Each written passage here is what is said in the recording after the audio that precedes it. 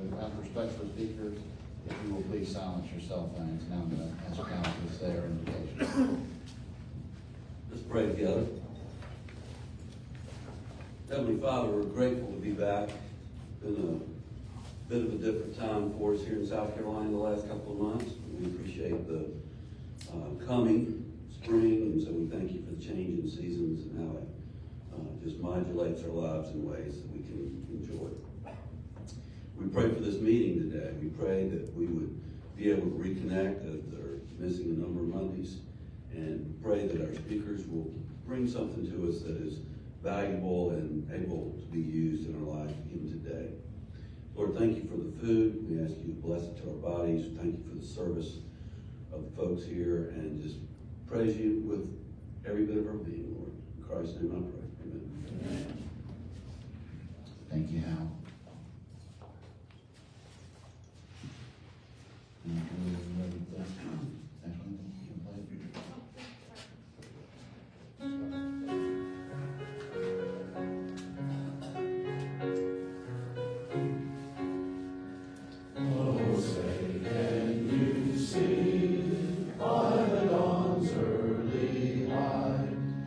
So proudly we hail at the twilight's last gleaming, whose broad stripes and bright stars through the perilous fight o'er the ramparts we watched were so gallantly streaming, and the rocket's red glare, the bombs bursting in air, gave proof through the night that our flag was still there.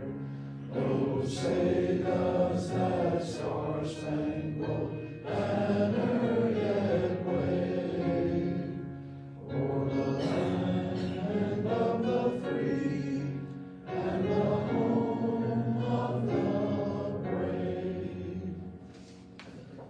Thank you. Of course, it was great to see the Olympic hockey team win yesterday, and also all the gold medals and medals we got from the Olympics this year, so that was great. So if you would, let's recite the four-way test before we down with the things we think, say, and do. Is it the truth? Is it fair to all concerned? Will it build goodwill and better friendships? Will it be beneficial to all concerned?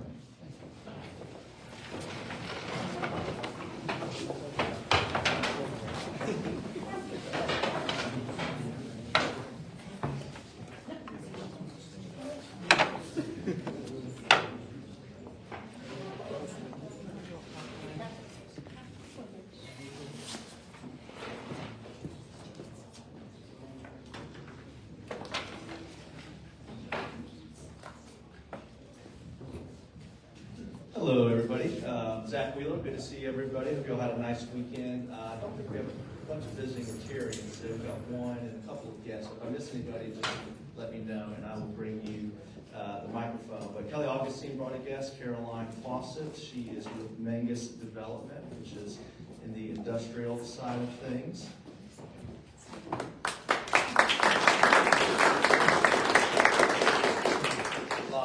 Is in the corner over here. He was a longtime former Rotary member and a friend of a number of club members, and Ann Walker, and William Crouch is here visiting with us again.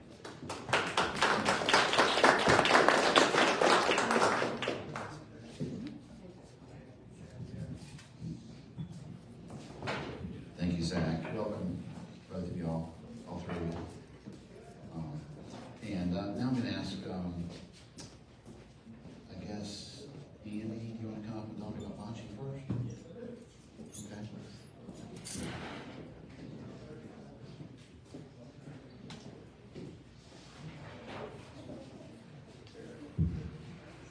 Happy Monday, everybody.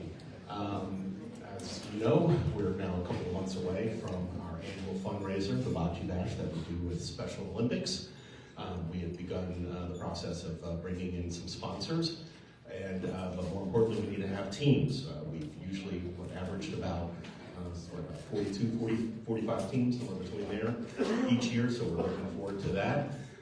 It's been a very successful event for us. It's been a very fun event for us as well. Today I have flyers with me. I've handed them out to a but if you want to please pick up any extra to share with family and friends, because it's not just us who need to sign up for this, but obviously the groups that we go, kind of are affiliated with us, whether it's your neighbors, your church groups, work, people you like, people you don't like, whatever. But obviously the other thing is maybe build some camaraderie and some competitiveness. If you have another crew that you want to fight against or play against, we can make that happen if we know. So if there's that kind of thing, so please look at that. If you have any ideas for us, also for folks to reach out to for sponsorships or for teams, that would be great as well. The only other note I'm going to throw out real quick is that we've learned that apparently they have a credit card fee if you decide to sign up for it, considering, of course, this is not a small amount of money, but you can send a check and avoid the fee if you want to do that. So just know that as an option. That when you get surprised by the fee, I don't want anybody to do that per se, but be able to at least you can pay for the check. So remember that as an option. Obviously, reach out to me or to Margaret if you have a question, and I think Margaret wants to come up here and say a couple of things real quick. Yeah, and remember, April 25th is going to be here before we know it. So if you haven't signed up, please sign up for Bocce Dash and turn it to Margaret and Bubbles. Thank you so much. As I said, I love being the fun part of our meetings. This is really good. So y'all remember, March 12th, it's a Thursday. It's at our offices, which are just across, the Jervay Street Bridge. And many of you have already RSVP'd to me, and thank you so much. So we have half the club that's coming, which is really great, with a +1 if desired. So please remember that. And if you haven't RSVP'd to me, please do. Not RSVP, just let me know you're coming. So RSVP means no. You don't have to say no. You just have to say yes. So yes. Okay. Thank you so much, President David. You're welcome. Yes, I'm coming. Yes. Hopefully all of y'all are. This is going to be a lot of fun. And Margaret, her team done a great job organizing. Changing a little bit on the fly as we got all this weather, so appreciate all Margaret's work there. And now I'm going to ask how you want to come up and do health and happiness. And then Frank's going to do the card message for us. Okay, so Gracie is going to do health and happiness today. She had some kind of reaction this morning, so y'all keep her in your thoughts and prayers. So I don't have anything prepared, but I don't know, there's nothing unusual about that. I'm usually not prepared when I'm here to do this. But doing the national anthem today, I got the same thought you got in your head, David, about the Olympics, and I'm pretty proud of some things, not so proud of some other things, but since I don't have anything prepared and we've just gone through this, I thought anybody might want to share what their favorite Olympic sport was, or what you watched that meant something to you. If you'd be willing to share with the group. And the woman that won the gold skating, I cannot recall her name, but what sheer happiness, and she didn't have a care in the world, and that's probably why she won gold, but she was what a joy to watch her. yeah, I'd have to say that was one of my favorites as well. I can remember her name. Does anybody know her name? Kai or? Lisa Lou or something like that. Well, she was not nervous and, kind of brought fun back to it a little bit, okay? We've already mentioned the men's hockey game yesterday, so that's pretty awesome. What about the women? Yeah. In South Carolina, we really like to pull for women's teams. As we should. As we should. They did great. Anybody else watching something, Glenn? I enjoy curling because I feel like it's one sport that I could possibly do. Well, we'll see how you do in bocce before we move you up to curling. Somebody else? Just watching the half pipe on the whatever you call that thing, not the skis, but the board. Oh yeah, the snowboard. Those people go 20 feet in the air, flip around 3 or 4 times, sometimes head over heels. I don't know how they practice that, because they're in pandemonium in air, way above the surface, and then they have to land it. It's unbelievable to watch what they're doing with their bodies and the sheer terror that I would feel if I was thrown into that condition. And then they land it. I know, I just was thinking about how many, practice runs they did where they didn't make it and how many times they crashed. Andrew? Al, I was impressed by that Norwegian with the snow sprinter. I don't know if y'all saw this, but he's got some skis that are literally running up a hill. Yeah. And the He's like American the fellow- most decorated Winter Olympics athlete, I think they said he was. Yeah, he kind of reminds me of me a little bit. Anybody else, David? Yeah, Al, there were two things. One was on one of the downhill skiing, they were doing the jump, and the guy jumped over the last hill, and he landed and went over the finish line backwards. I thought that was pretty cool. I And didn't then see the other that. one was the pairs skating. It's so pretty, they're so graceful, it's beautiful to watch. Yeah. Especially, pair skating as opposed to the dancing, which I like fine, but I really like it when they throw them up in the air. I guess you can separate in pairs, whereas you can dance, you gotta always kind of stay in sync or something. So, once every 4 years, we act like we know something about figure skating. My wife figure skated at Rockbridge, if any of y'all are aware of the old Rockbridge ice rink. Her dad, who was a German immigrant, used to take her and her sister, and he would call them both up, skating to some song, and I've got old 8mm to prove it that they did it. So, yeah. Anybody else had a good memory from the Olympics? Okay, well, good. I think that first week started out, we were not thinking we were going to do so well, and then we ended up kicking some butt this week, so it was good. Everybody's proud of, I think, with all that goes on in the world, the one guy that hit the winning goal for the men's was so patriotic in his love for America and the United States, so it was good to get there. And of course, I was tongue-in-cheek giving them men's basketball a little grief, but they did a really good job on Saturday. We were able to go there. The legends were back. They must have brought some good little mojo for the men's team.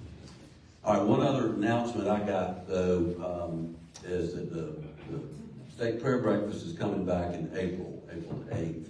This is going to be the last prayer breakfast that Henry Master will be at for as governor. And so y'all probably hear me repeat the invitation to go. You can go to scprayerbreakfast.com and sign up. I'd urge you to get a table. We don't raise money there. We just pay for what it costs to do it. But I think this is going to be a special one because, Henry has done a good job. He's a member of the club still.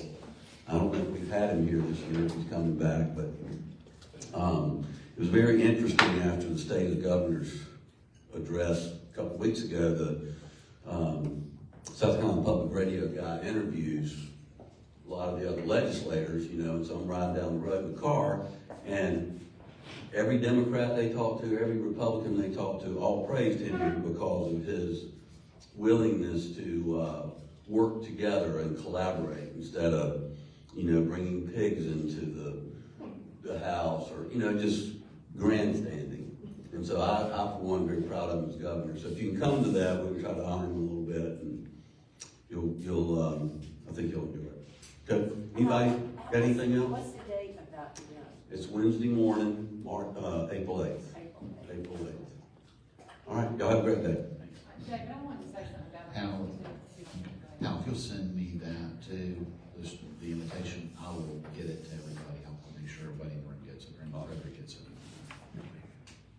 Yeah, and while we're speaking of Henry, after he got elected, he still came to the club meeting 2 or 3 times. And I said, Henry, what are you doing here? He said, Ann, I'm still a Rotarian. I said, you're going to find you don't have time for this drama. I said, we're glad to have you. But when you finish being governor, come on back. So I wanted to say that. So a couple other things. I happened to go to the president-elect training, not because I've been president a long time ago.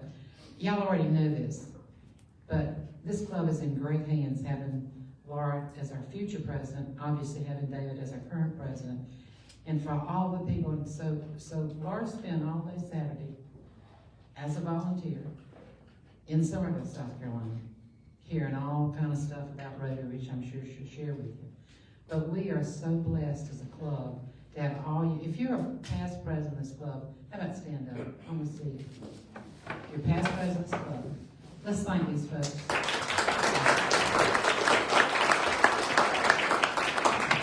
Thank you, and look forward to her leadership too. Also, I don't know if you shared this or not, that the next district governor has been elected. Have you shared that as well? I think it's been shared, but please say it. I'm a little biased toward this particular person. Y'all know in Rotary, we plan so far in advance that the person that's just elected to be district governor in 28-29 is called the district governor nominee designate. July 1, they'll be the district governor nominee for 26-27. 27-28, they'll be the district governor elect. And 28-29, they'll be the district governor. And a former member of this club, who was the very first time she was a Rotarian, about 20-something years ago, happened to be my daughter. And so she's been elected. She's going to be the district governor in 28-29. And we're the first, we've had a father-son legacy so far as district governors. We've never had a mother-daughter legacy. So I just wanted to make sure that y'all knew that because I'm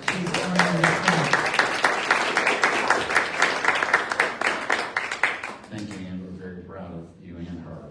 And I was asked to be a part of the nominating and election process. Y'all, we're in great hands. She is so dynamic. She's gonna be great. So. She's fun. Yeah. She's gonna make sure there's fun at Rotary. Right. So now we're gonna turn it over to Frank to do our cart message. This looks like a day for improvisation.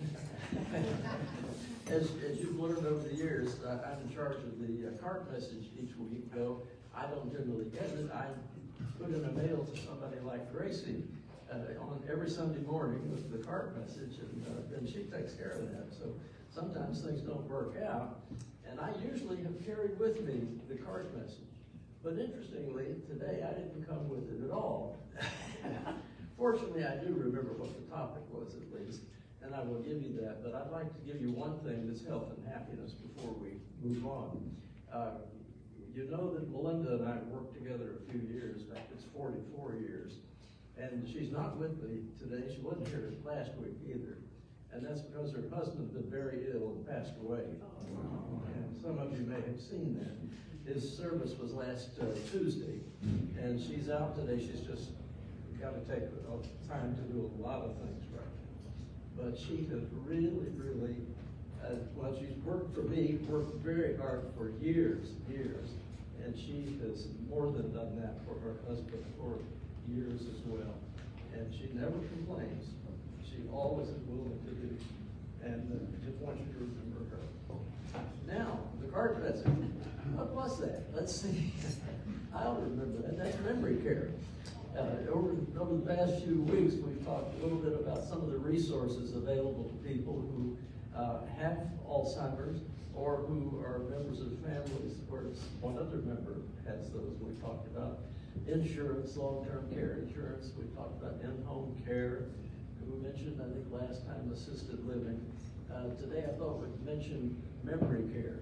Memory care is not something that people just jump into right away, because memory care usually arises because something has happened, and it's usually a problem that needs some resolution.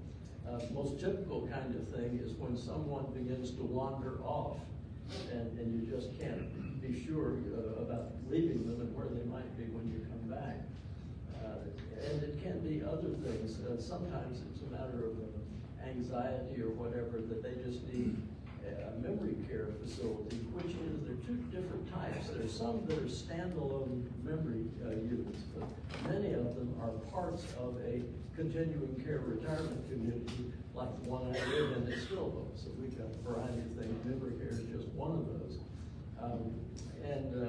But they come in handy when you need them, when you've got somebody who's getting lost all the time and it needs to be locked up, because that's the nature of memory care. They are in, and they usually design those memory care units so they're sort of a circle, and they just kind of circle around. They can get up and move and whatnot. The doors are always locked. And sometimes memory care, in fact, still hosts, the memory care also serves as a daycare for adults with dementia. And that's a really nice extra service, because you can do that just by, you know, just take a few hours and have your loved one stay there. It works out well. All of these things cost money. There's nothing that comes cheap in this field, particularly healthcare. But for memory cares, sometimes you might find something in the $5,000, $6,000, $7,000 range, but it can easily run $9,000 or more per month, just as so many other things. But for those people who either have the insurance to cover it or the financial resources to cover it, it is saving lives for the family to know that they have a loved one who is safe and sound, and they have a variety of projects going on, events, and it keeps them entertained, which helps tremendously as well. So don't forget the blue buckets on your table. We're a little bit behind where we like to be at this stage, but I know we'll catch up. So give generously when you can. Thank you very much. Thank you, Frank, and I'll attest to the memory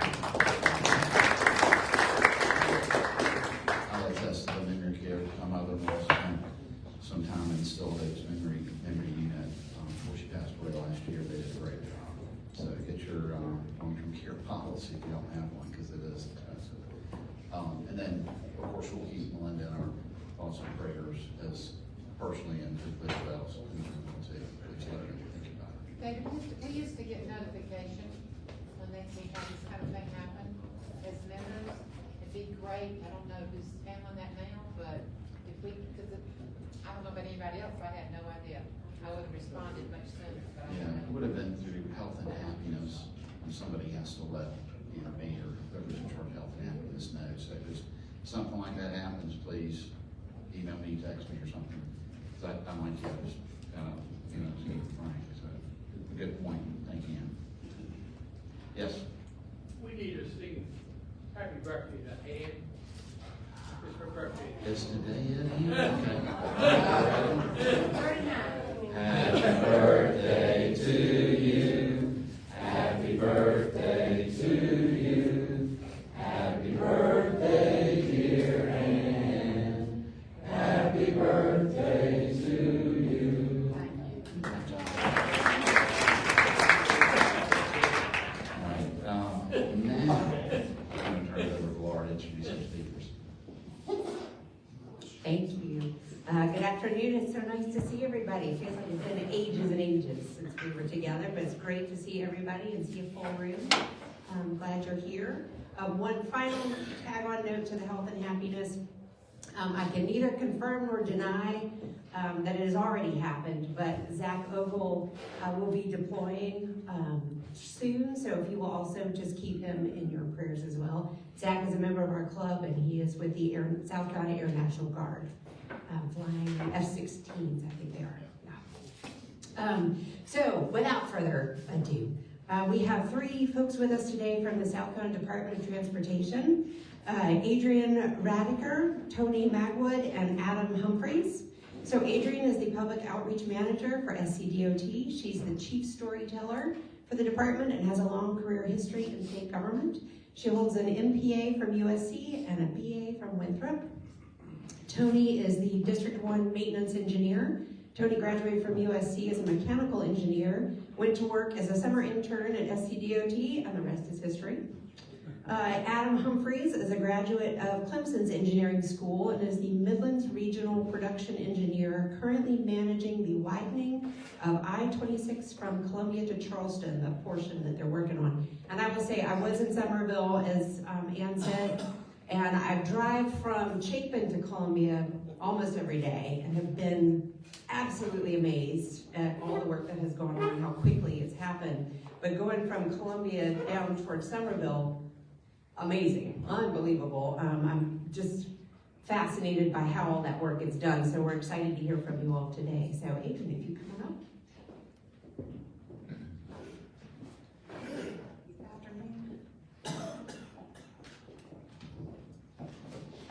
Good afternoon. I'm Adrian Radiker, and I am the Public Outreach Manager, as she said. And what we'll do is I'm going to give y'all a brief overview of the Department of Transportation, and then we'll turn it over to any questions or concerns that you may have about the Department of Transportation. And I brought along 2 engineers with me to help me answer and address your questions and concerns. So I always come with the team. Tony knows. And I brought along Adam today because he's the head of the Midlands RPG team right here in Columbia and in the surrounding area. So I thought he would be a good asset for us to have as well. So before I get too into it, I always like to ask, now I know that most of you, this is the Columbia Rotary Club. So I know that most of y'all live in Columbia or the surrounding areas like Chapin.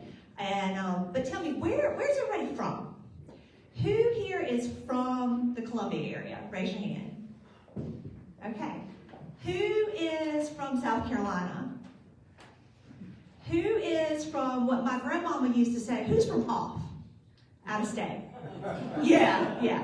So we had a minister when I was coming up, and my grandmother met her, and she looked over at my mom, and she's like, "Is she foreign?" And my mom's like, "No, Mama, she's just from Houston." So like I said, I'm from South Carolina. Y'all still? So I'm from South Carolina. I was born and raised right down the road in Orangeburg. And when I was coming up, South Carolina was a quiet little state. It is where folks came to go to our beaches and on their way to Florida. That's not the case anymore. South Carolina is growing, and there are so many economic opportunities right here in our little Palmetto state. That's what I want to share with y'all today. I want to share with y'all how the DOT is working to help build a bright future for South Carolina. First, let me give y'all a quick high-level overview of the DOT. South Carolina Department of Transportation is responsible for 41,000 miles of state-maintained roads and 8,500 bridges. And if that sounds like a lot to you, you're right. It is a lot. Just to give you an idea, we are the fourth largest state-maintained road system in the entire country, little South Carolina. There are only 3 other states that maintain, state DOTs that maintain more roads, and that's Virginia, North Carolina, and Texas. Just to give you an idea, I mentioned a second ago, we're responsible for 41,000 miles of state-maintained roads. Our friends in Florida, they're responsible for 12,000. And in Georgia, 17,000. Now, the main thing here, people sometimes kind of look at me like, how is that so? It's because the local governments in other states maintain their roads, whereas the state government here in South Carolina maintains a lot of roads. So I always like to share that. And then also, I want to share that we are managed by the Secretary of Transportation, Justin Powell. He has been the Secretary since April 2024. And his leadership team is responsible for the engineering, the funding, the maintenance, and the construction of our massive road network. Now, before I started working at the DOT, when I hear South Carolina Department of Transportation, there were 2 people who came to mind.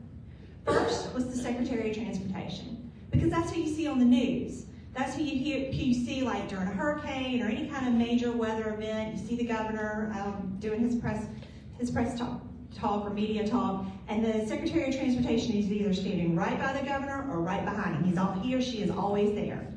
The other person that I thought of was our men and women who are part of our maintenance forces. Our maintenance forces are the first ones on the scene before and after a major weather event. They're making sure that our roads and bridges are safe and accessible for everyone else in South Carolina.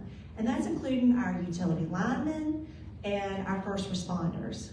I like to share this quick story that back during Hurricane Helene last year, we had maintenance folks, I think in the Greenwood office, probably all the county offices in that area, they spent the night of the maintenance yard in the building on cot.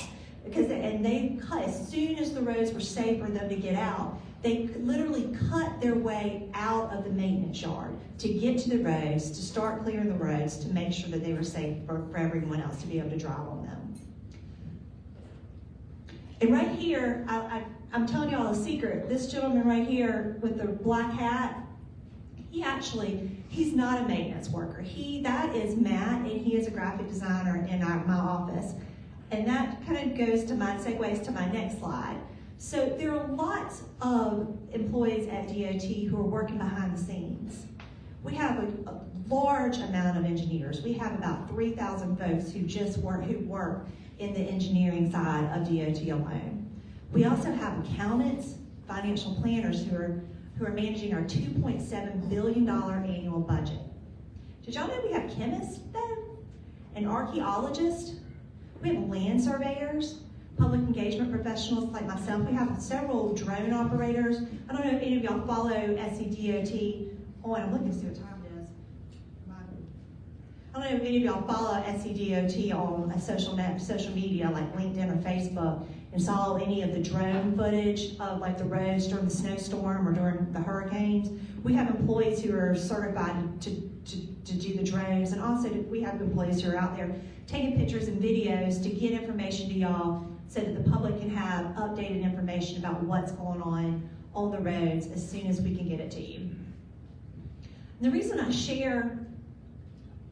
always like to share with folks about the many different people that we have working at DOT from all kind of professional and educational backgrounds is what I'm wanting to explain and show to y'all is that our team at Scdot, we're all working together to deliver on the promise of the 2017 roads bill.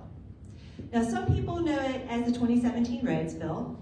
It's officially called Act 40. A lot of people just refer to it as the gas tax. The gas tax was passed with Act 40 back in 2017. Back in 2017, that was the first time our legislature had increased our gas tax for the first time in 30 years. They increased it from 16 cents to 12 cents. It was incremental each year for several years, it increased. It was the first time that the gas tax had been increased, and so for 30 years, the state was maintaining our roads with the same amount of money. Same amount of money in 1987 is what they were maintaining in the early 2000s, the mid-2010. So when we received this additional funding back in 2017, our leaders knew that we had to have a way to show and to measure and to show what we were doing with this additional funding. So our leadership came up with a plan, and they called it the 10-year plan. It's a very creative title.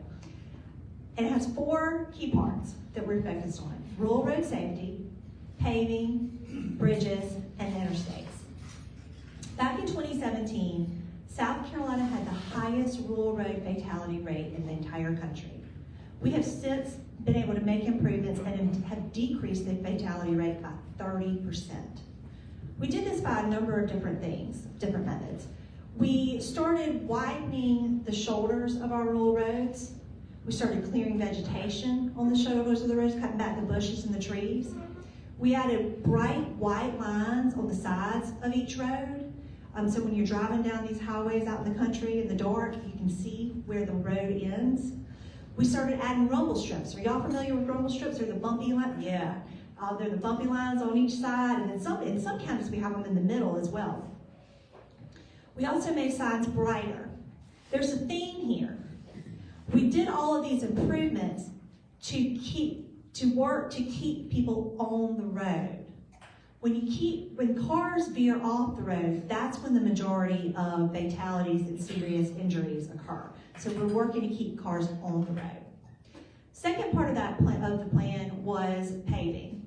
Since 2017, South Carolina DOT has resurfaced 25% of our roads in South Carolina. That's in every county. We have a paving priority list that's approved by our DOT commission each year, and there's a paving list for each county. It's ranked by numbers. It's ranked by numbers, it's decided with numbers and statistics.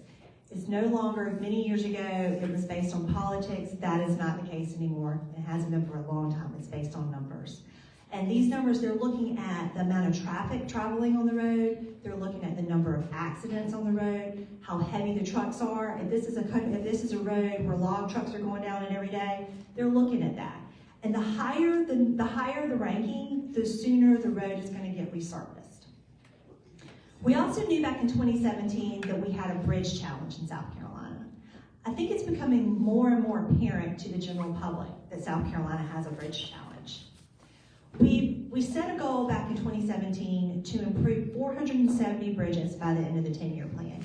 We've since had the opportunity to increase that goal 2 times because we've received additional funding specifically for bridges from the legislature. We've increased that goal to 550 bridges by the end of 2017. We are working to, the bridges that were built in the 50s and the 60s were built with timber. The bridges that are being reconstructed today are built with steel and concrete. We also have been focusing, one thing I want to address is, so I mentioned earlier, DOT is responsible for 8,500 bridges. Right now, we have 2,400 bridges that are over 60 years old. And in 10 years, we're going to have 3,400 bridges older than 60 years old. Does anybody know what the average life cycle is of a bridge in South Carolina? 60 to 70 years old. So this is the challenge, is we've got to work, we've got to reconstruct these bridges, we've got to resurface them and rebuild them where they're needed. Bridges are inspected every 2 years to make sure that they are okay, but we are working to improve our bridge system. Lastly, is we've been focusing on our interstates. So this is a slide dedicated just to our interstate program. And you'll see the green areas kind of up here. I thought I'd show this to the Midlands area because I know y'all know this area, this right here. This is right above Irmo, where we were doing construction a year ago, and it was really tight driving. I hated driving out of that. We recently completed construction there, and so anything in the green is where we've completed construction. You can see in the orange is what's under construction now, including the intersection of, or the interchange of I-26 and I-95. Down here, mile marker 0 to 8 is where we've broken ground last year on I-95. The blue areas are areas that we anticipate going into construction within the next 3 to 6 years. And the yellow areas are where we're in the planning stages. We know that there needs to be work done, but we haven't started the design yet. And when I say we're improving the interstates, that includes widening. We're widening parts of the interstate from 2 lanes on each side to 3 lanes. We're resurfacing the interstates. We are rebuilding and reconstructing our bridges on the interstates. It's huge programs and projects going on all over our state with the interstate program. So we're in the 4th quarter of our 10-year plan, and we're proud of the accomplishments that we've made. But we're beginning to think about the future. And there have been 3 trends that have emerged as we begin to think of the future. First, is we have a growing port here in South Carolina. The Charleston Harbor is now the deepest harbor on the East Coast. Right now, the Charleston Port has 3 million containers moving through it each year. We're anticipating that the Port of Charleston will have 10 million containers traveling through it in the coming years. That's great for South Carolina's economy, but that means there's going to be a lot more container trucks on our interstates in the coming years. We're seeing population changes. We anticipate that South Carolina is going to grow by another 1 million people within the next 15 to 20 years. Folks have learned what we've known for years. South Carolina is a great place to live, work, retire, raise a family, open a business. We're seeing that in the urban areas, populations are expanding, especially in the upstate, in the Charleston area, and on the coast. But we're seeing in the rural areas, populations are shrinking, and transportation is becoming more and more of a lifeline for those folks to get to their jobs, to their schools, and to their health care. We're also seeing changing technology. Electric vehicles have increased by 22% since 2020. We're seeing that gas emissions are changing. We're seeing that cars have better fuel efficiency. Now, I mentioned earlier the gas tax. South Carolina receives 40% of its funding from federal funding. 60% is from the state funds. And the largest source of revenue from the state funds is the gas tax. So we're starting to think about other ways to fund our transportation system and to maintain our roads in South Carolina. Everything's on the table.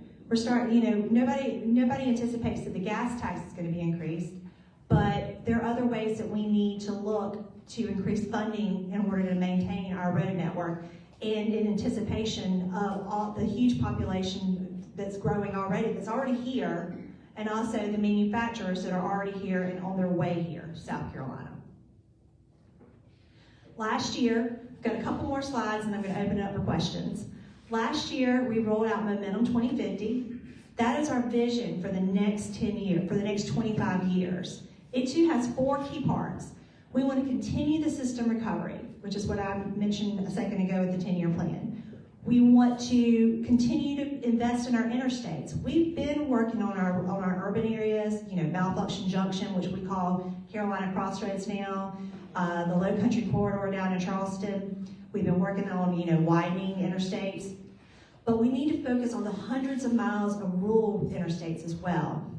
We also need to look further at the urban and rural mobility and how transportation is affected by the growth of population and the shrinking of population in the rural areas. In the urban areas, we need to address the traffic congestion that's here in so many of our cities, and it's just increasing.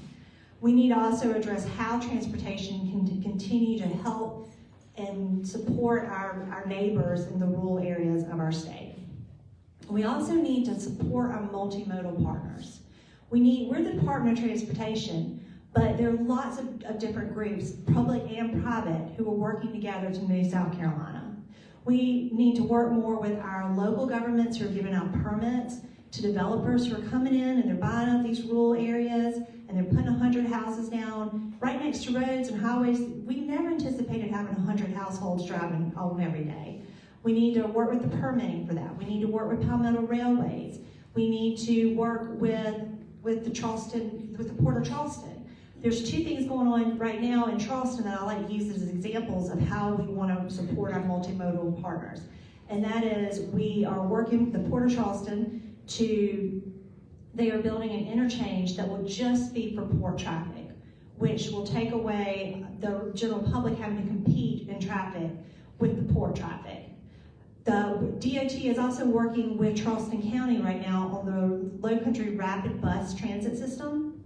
That is going to be similar to a train, except it's going to be buses. And we're using buses because that made more sense. It's going to be buses that are use one lane in the middle of the road, and it will move folks from one end of Charleston to the other end. The idea is it'll move folks from one end of Charleston to get to the jobs that are on the other side of Charleston.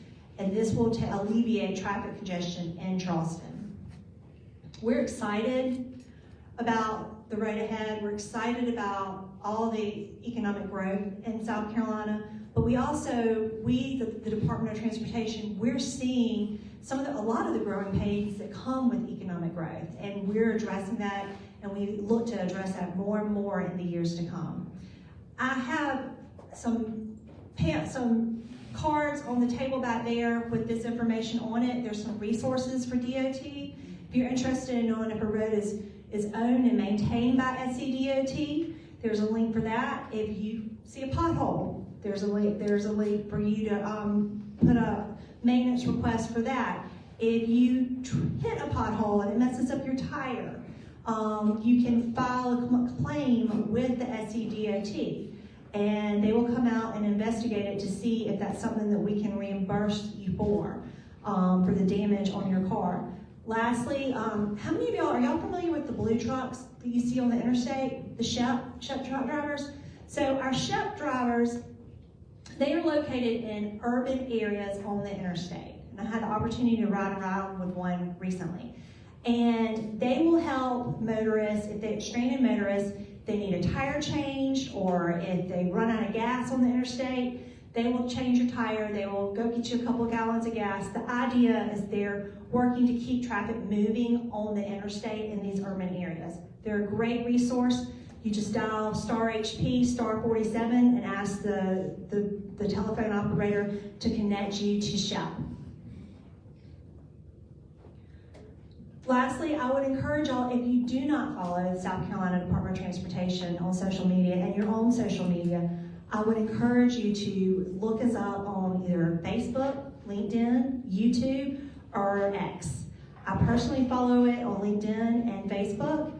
It's great. It's the quickest way to get information about what's going on the road, especially during like a weather emergency.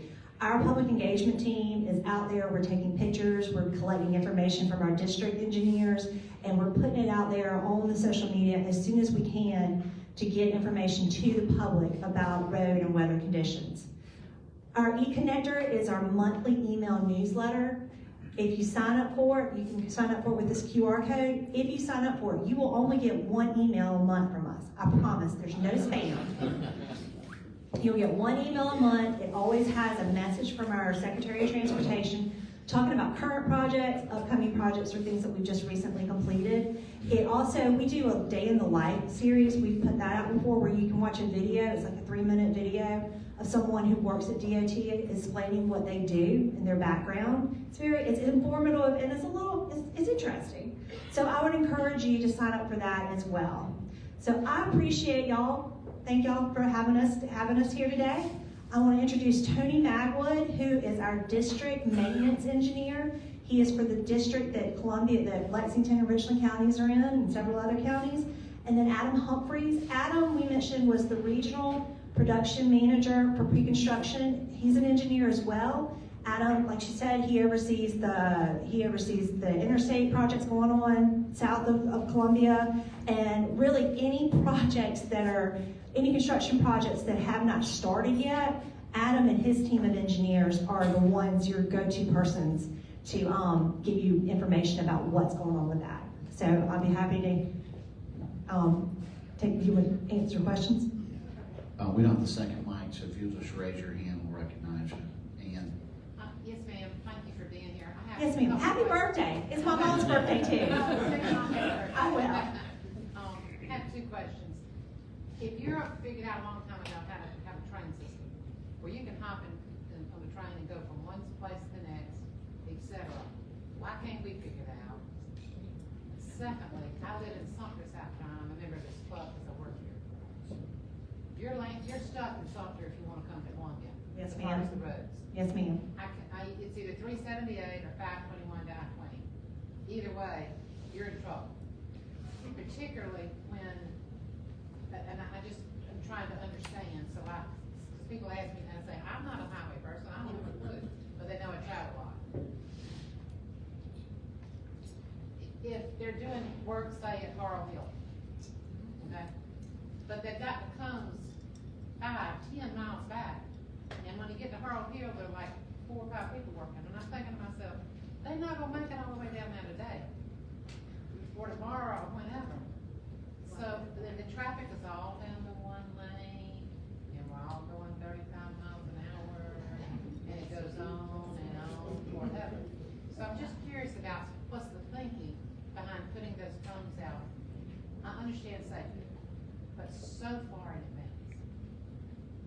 Okay, I'm gonna address the first questions, and then I'm looking over at my friend, Mr. Magwood, because I know he's got an answer for you for the Laurel Hill answer. So the first question, I love trains. I love them. They're great, and you're right. The problem is back in the 50s and the 60s, they were building roads in South Carolina, and that's what our leaders were. We have so many roads and bridges in South Carolina because our leaders at the time wanted to make sure that farmers could get their goods to market, and so they had the roads built. It would cost so much money to even begin to think about trains like they have in Europe. It's definitely part of the Momentum 2050 plan where they're thinking about it, but I don't anticipate it happening. Maybe not even in my, probably they're looking at that. Yes, ma'am. So that's something they're considering. Everything is on the table, but the funding involved is just I don't know if we'll ever get there in any of our lifetimes. I would encourage you, Momentum 2050, which I mentioned, to go online. It is the plan. It is a huge document and vision. It talks about all of the needs, transportation needs, and also what we thought about doing and how we could fund it. It's a 98-page document online. I'd encourage y'all, if y'all have the time to read it, to print it out and read it. It's good information. Second question. All right, I know we gotta be quick because you guys get out of here in a few minutes, right? All right, so Ms. Ann, I'm gonna give you a little bit of snippet and we'll talk afterwards. All right, so light rail, it's about 200 million a mile to build. So just think about that a little bit before you talk about the Columbia Bridge. The next thing is work zones. The particular work zone out on 378 is a 18-mile corridor for rural road safety, one of the major priorities we talked about, and that is a safety improvement project. Some of those elongated work zones are like that for a purpose. If they're performing a task, for example, if they're working on driveways are typically not that close. And so you'll see those work zones elongated so they can go from one driveway to the next. But we can talk a little bit more about that afterwards. Thank you. All right. All right, this gentleman. Who you? We're about to build a new highway that links I-95 to somewhere, I think. I'm not sure. But it's this is what somebody was telling me last night. So pardon me if I'm not telling the truth. Got a county? How late last night? Where were you? I-73, I-73 in the Myrtle Beach area. Yes. Yeah, people from 95 can catch it to get, Right. yes. It's my understanding that some of this is going to go through wetlands. How do we find the balance between conservation and new construction? I'm gonna let Mr. Humphreys. You remember while he's coming up, remember how much we had like archaeologists and all kinds of people, and you're like, why do we need that? They're part of things like that. They're part of the NEPA process. And now I'm gonna let somebody who's more educated than I am. I am not educated in that at all, but I've been doing it long enough to know a little bit. So one of the things, you're right, that's on the very forefront. Back when the interstates were first built, not only wetlands, streams, I mean, it was basically our entire environment, and it was progress for the sake of anything else. So after that, federal law passed what's called the National Environmental Policy Act, where we have to actually go in before we do any project that's federally funded or usually state funded and study what the impacts on the environment are. Whether it's noise, whether it's on environmental justice communities, whether it's wetlands, streams, endangered species, archaeological stuff, we look at all that. So with federally funded projects, say we go through wetlands, and we have to study what are the impacts of wetlands and streams versus what is the impacts to people groups out there. And a lot of people say, well, fish don't vote, but that's also a very good resource. So, but to say, okay, we can only go through this wetland area, there's no other safe way. Well, part of that NEPA process and through the Army Corps of Engineers, we do have to, if we are impacting wetlands and streams, we have to buy credits through what's called a bank, where they go where there's a dilapidated stream that used to historically be a stream, or a wetland that used to be a wetland, but just over time has eroded, and for every acre we disturb here, we have to then in that same watershed, because we don't want to impact in Charleston and then build a stream in Greenville, we have to then have that stream relocated in that same water area. That way we're offsetting what our impacts are. So there is, on the front end, we call it it's avoid, minimize, and then mitigate. So we avoid at all costs, then we minimize what those impacts are, and then the last part of that, if you can't avoid or minimize, is to mitigate those. So that's where we'll go in and offset. Sometimes it's on site, and we'll restore a stream on site or through something else in the watershed. Got time for one more question. Okay, we've got time for one more question with us right here, and then I always share people, we're on the clock, so we can stay after and answer any of your questions individually. Yes, sir. Given the explosive growth that is anticipated for the Port of Charleston, would there be any benefit to building some type of 4-lane road, like going from Charleston to the Augusta area, to bypass a lot of the traffic that might go up to Columbia and then over. I'm talking about freight traffic. Right. Traffic. So part of the Momentum 2050 plan, I was waiting to see if Tony wanted to answer, but part of Momentum 2050 and part of what we've been working very closely with the legislative ad hoc committee. Are any of y'all familiar with what's going on with the State House with the two bills with that? So part of Momentum 2050 is, like I said, everything's on the table. We're looking, we should utilize some of these highways and roads that we've got out there that people don't use as much as they used to because they all go use the interstate now. We're looking at that. The ad hoc committee, it was formed last fall, and there's now two bills, one in each chamber of the legislature, both in the Senate and the House, where they're addressing different things and what can be done to modernize transportation. So it's definitely been something that people have thought about. All right, thank you all so much for being here. Sorry we're not having time for questions. They said they'd stick around. So with that, our next week's speaker is Tyler Robertson with Diesel Laptops. That should be interesting.